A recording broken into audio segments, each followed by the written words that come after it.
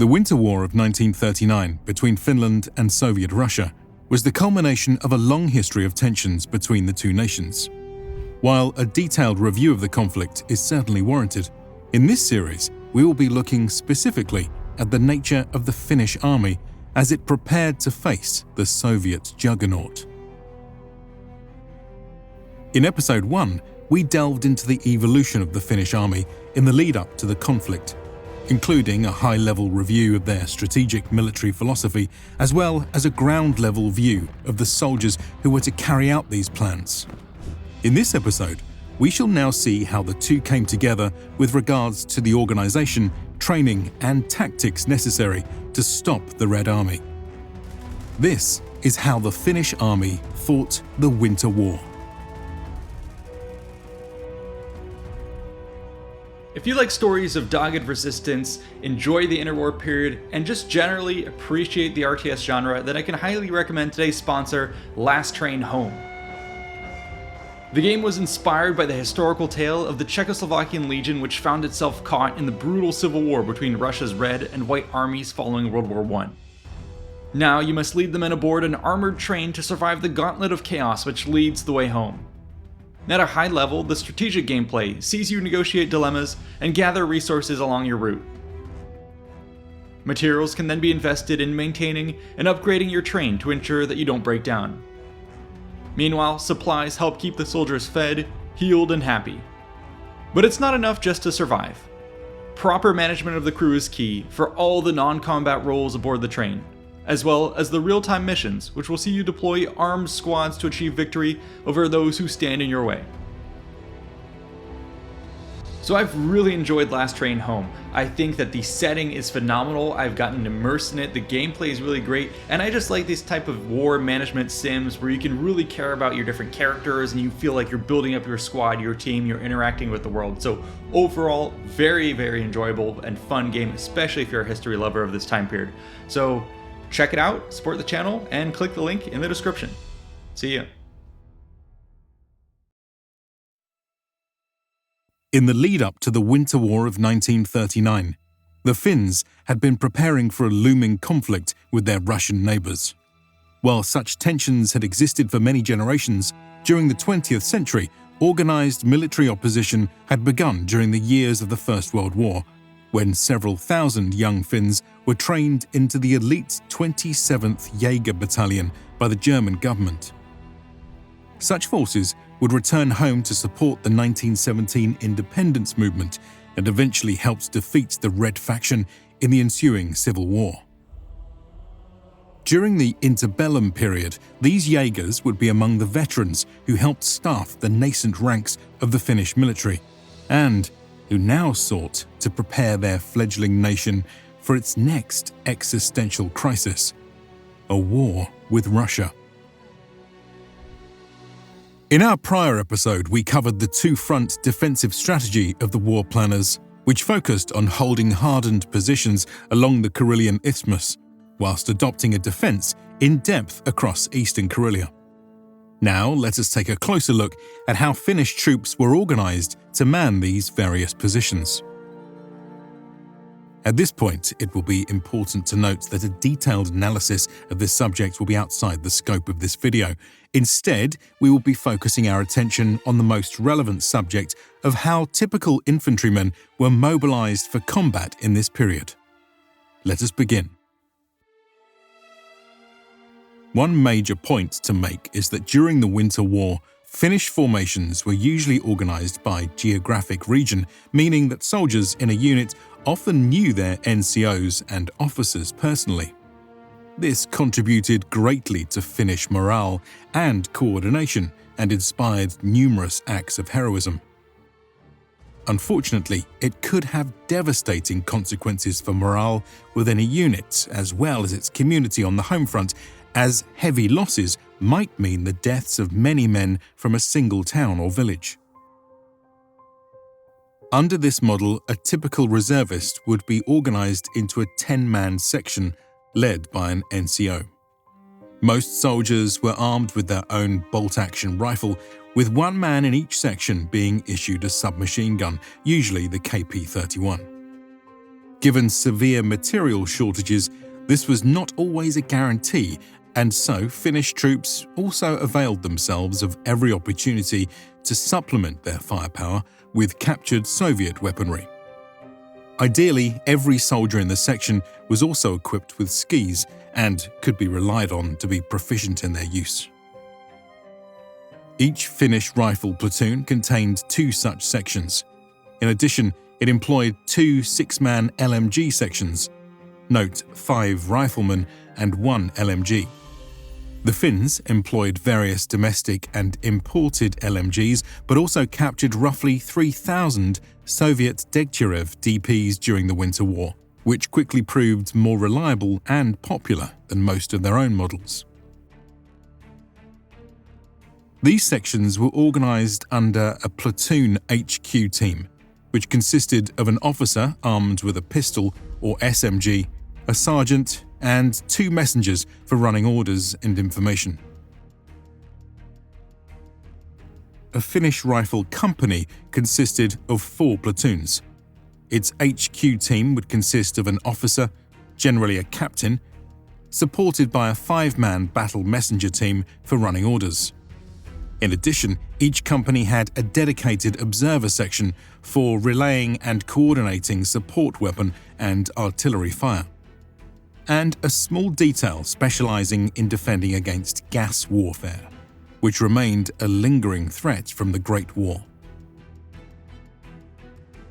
Moving to a larger scale, here we see a Finnish infantry battalion around the time of the Winter War. It is important to keep in mind the ad hoc nature of the Finnish arsenal and severe shortages of equipment, as in reality it is unlikely that many Finnish formations conformed perfectly to this model. Finnish field support weapons, namely heavy machine guns and mortars, were organized into companies controlled by the battalion HQ, though shortages of mortars in particular meant that many Finnish mortar companies were under-equipped.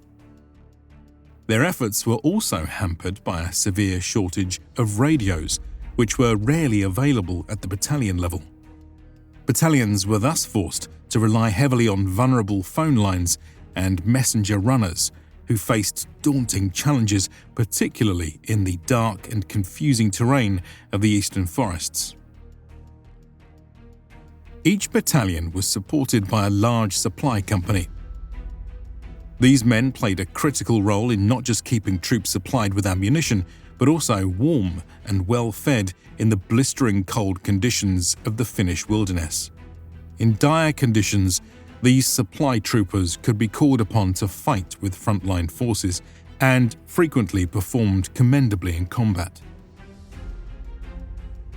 A Finnish rifle regiment held the main command elements of its constituent forces, centered around a 12-man command team.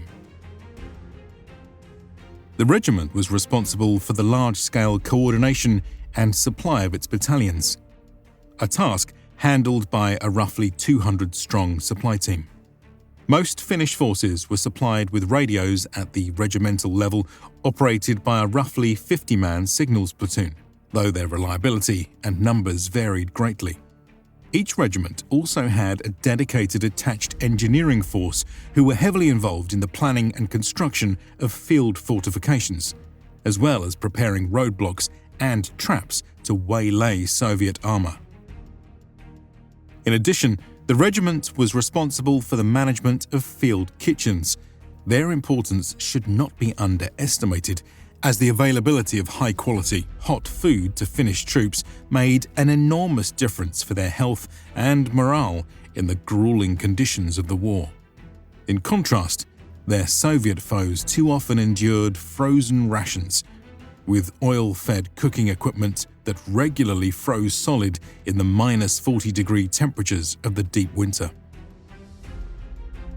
An in-depth description of organization at the divisional level is beyond the scope of this video, but you're welcome to pause now to review the structure of a Finnish rifle division. We hope to explore the high-level command and control of the Finnish army in the future, but for now, let's move on to examining the training and tactics that underpinned the success of this fighting force. The The tactics of the wartime Finnish army were dominated by a doctrine of mobile light infantry, focused on small unit tactics and emphasizing quick innovation and initiative at the NCO and section leader level. This approach arose both out of budgetary necessity and as a response to the highly asymmetrical nature of the war against Russia. With this in mind, training focused on the importance of marksmanship, mobility, and the use of terrain to constrain a numerically superior foe. Soldiers, reservists, and civil guard members extensively practiced ski-borne maneuver warfare, disguising snow tracks and campfire smoke, creating ambushes and roadblocks, and flanking and hit-and-run attacks. Many Finnish soldiers were also experienced in orienteering and navigating in the wilderness, particularly important in the depths of winter when snow has covered most landmarks. The sum of these skills and tactics, combined with operational maneuver, would prove critical in securing victory over Soviet forces in several key battles. The Finns were able to achieve this high level of preparedness with the assistance of several organizations, particularly the Army Reserve and the paramilitary Civil Guard. Finland's peacetime army stood at only 33,000 full-time soldiers, and so the vast bulk of the 300,000 to 400,000 soldiers in Finland's wartime order of battle were reservists trained by one or both of these organizations, generally to a far superior standard than enjoyed by the conscripts in the opposing Red Army. A policy of universal conscription with regular refresher training maintained this baseline competency in Finnish ranks.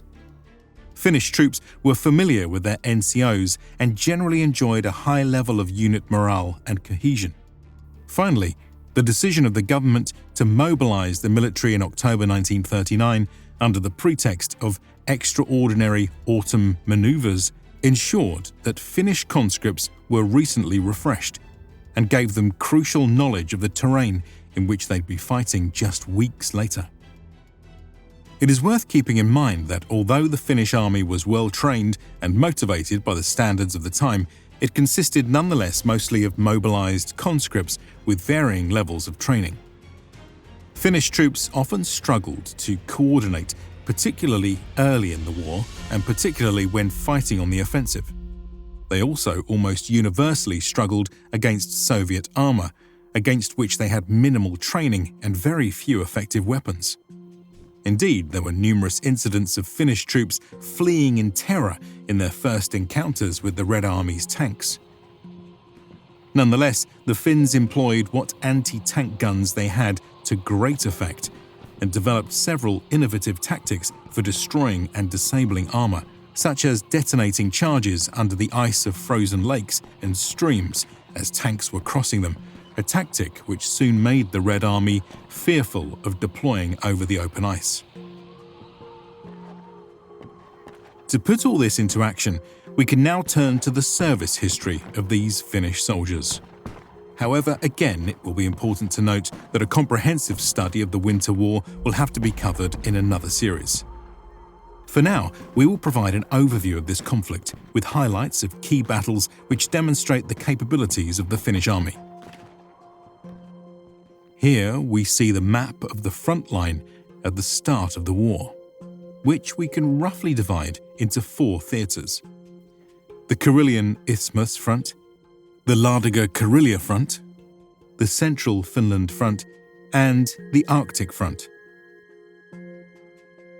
When the Red Army begins its invasion on November 30th, 1939, it attacks along all 4 fronts.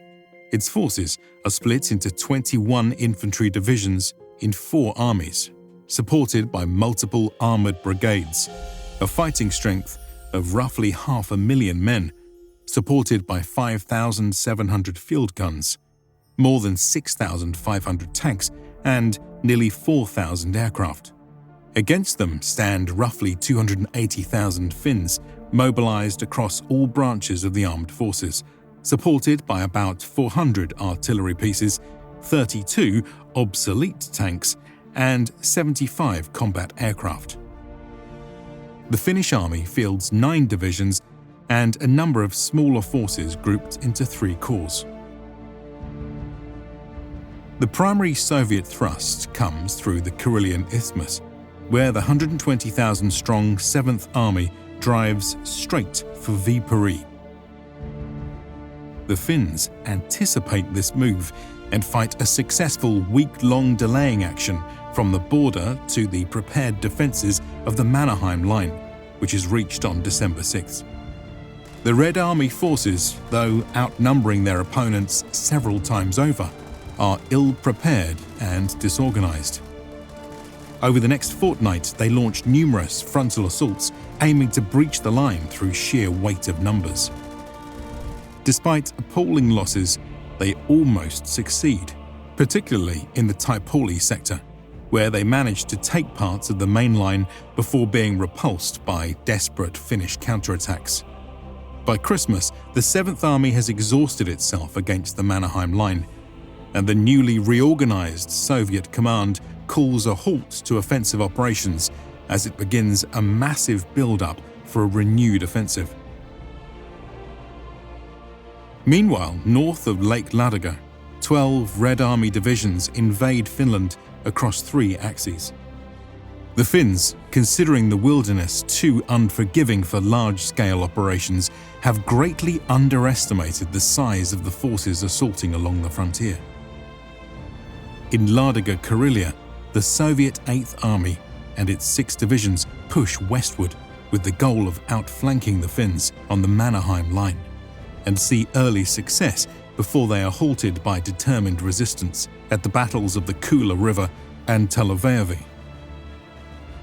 Severe winter conditions and congested logistics along the few usable roads in the region see the 8th Army grind to a halt with heavy losses, though their fate is kinder than that of the 9th Army to their north, which we shall now cover in greater detail. With the goal of bisecting Finland and driving for Oulu on the Baltic coast, the 9th invades with 3 divisions. Moving through the depths of the Finnish wilderness, its forces are constrained almost entirely to the unpaved Raate Road. The Finnish General Staff is shocked by the rash decision to invade in such force, and with good reason. Even without Finnish resistance, the brutal winter conditions and total lack of infrastructure make sustaining the 9th impossible. The advance soon slows to a crawl, and thousands of troops are rendered frostbite casualties before even making contact with the enemy. With limited winter gear or survival training, and encumbered by massive numbers of tanks and guns, the 9th Army becomes practically immobile and extremely vulnerable to flanking attacks. The Finns urgently dispatch a flying column to the lightly defended region, dubbed Task Force Siilasvuo, after its commander Hjalmar Siilasvuo. The Soviet 163rd Division takes control of the village of Suomossalmi on December 7th, though it provides little shelter as it has been burnt by retreating Finns the night before. Rapidly reinforced by the arriving task force, the Finns repulsed the 163rd's attempts to push further west from Suomossalmi, inflicting heavy losses. Next, using their superior mobility and equipped with sleds and skis, the Finns set about encircling the 163rd and isolating it from the nearby 44th Rifle Division. This is achieved primarily by establishing well-sited roadblocks at a choke point between lakes on the Raate Road. The Finns specifically target Soviet ski patrols and launch deadly hit-and-run attacks using small submachine gun-armed groups, confining the Soviets ever more to the road and besieging Suomossalmi. As frostbite and starvation take their toll on the Red Army, Finnish forces identify weak points in their defences, launching swift attacks to cut the overstretched Soviet perimeter into smaller pockets known as Motti, a term for firewood left in the forest by woodsmen to be collected and burned later. The stronger Motti are harassed and left to freeze and starve. while the weaker ones are cleared with well-planned infantry attacks. By late December, the 163rd has been utterly routed, forced to retreat north and then east to the Russian border by a force less than one-third its size. With the 163rd defeated, the Finns turn their sights on the 44th. Having failed to relieve Suomossalmi, the 44th now finds itself in an even more dire situation, spread out along many kilometers and completely confined to the Raate Road. In turn, it is surrounded, isolated, and destroyed in detail using the same Motti tactics throughout late December and early January. Altogether, the 6,000-strong Finnish force has devastated 2 Soviet divisions totaling nearly 30,000. The 163rd and 44th lose more than 10,000 killed and countless more to frostbite casualties, while abandoning massive quantities of weapons and ammunition to the Finns. The battles of Suomossalmi and the Raate Road thus serve to showcase the deadly effect of successful Finnish doctrine, theatre preparation, training and tactics we covered in our series. But the war was far from over. Meanwhile, the situation for the Red Army tasked with seizing the Finnish port of Petsamo in the far north is little better. While not subjected to the same calamitous defeat as their comrades in the 9th Army, the Soviet forces in the 14th Army attacking along the Arctic front are subjected to blistering -40-degree winter conditions, chest-deep snow, near constant night, and effective Finnish harassment. As news of the disaster to the south filters through, the Soviet command revises its war plans for a renewed offensive on the Karelian Isthmus and adopts a defensive posture along the vast frontier. Maneuver warfare continues throughout January as Finnish forces go on the offensive, targeting vulnerable formations at Kumo and along the shoreline of Lake Ladoga. During this time, the Red Army has prepared a massive build-up of troops, tanks and guns along the Karelian Isthmus, while subjecting the beleaguered Finnish defenders to constant artillery bombardment. In early February, it began its second assault against the Mannerheim line. The renewed Soviet offensive on the Isthmus, comprising 30 divisions and more than 1 million soldiers, is brutal. Soviet commander Simon Timoshenko plans an attritional offensive, correctly estimating that the Mannerheim line's defenders are exhausted and will be unable to withstand the tide of men and steel he sets against them. From the beginning of February, Soviet forces launched daily attacks against the line, suffering horrendous casualties but rapidly degrading Finnish defences and exhausting their ammunition, particularly for crucially needed artillery. Soon, the Red Army succeeds in breaching the Mannerheim line in the more open terrain of the Western Isthmus on February 11th, and what follows is a desperate fighting withdrawal by Finnish forces through their secondary and tertiary defensive lines back towards the city of Viipuri. As the Finnish army of the Isthmus nears collapse in early March, a diplomatic settlement to the war is reached between the Soviet and Finnish governments, spurred by the threat of Western intervention. The Winter War ends at 11 a.m. on March 13, 1940, as the Red Army is poised to seize control of Finland's second most important city. The terms of the peace treaty are harsh. Finland is forced to cede 9% of its territory, including the entire Karelian Isthmus. In addition, 400,000 Finns, or roughly 10% of the country's population, are forced to abandon their homes and livelihoods on just 10 days' notice, causing widespread hardship. However, thanks to these concessions and the hard-fought victories of the country's armed forces, Finland avoids outright annexation. This outcome proves to be a spectacular success, which stuns the world. None could have ever imagined that such a small, young nation could stand up to the colossus which bore down upon it. The asymmetrical nature of the conflict is deeply informative for students of military history and will be the subject of a more detailed review in another series. At the time, the Winter War provided many lessons for its participants and observers. However, perhaps the most profoundly impacted of all would be the Soviets themselves, who would go on to leverage these lessons learned in blood to adapt their own doctrine for a defensive war against the invading Germans. But this story will have to wait for another time. We hope to explore the war, its origins and its aftermath in greater detail in future videos, and hope you have enjoyed this examination of a small but influential chapter in 20th century military history. You can catch script previews, participate in polls, and grab HD downloads of all our art by becoming a Patreon or member of the channel. A big thanks to our current supporters for funding the channel, and to the researchers, writers, and artists for making this episode possible. We couldn't have done it without this team and this community. If you enjoyed this episode, be sure to like and subscribe, and check out these other related videos. See you in the next one.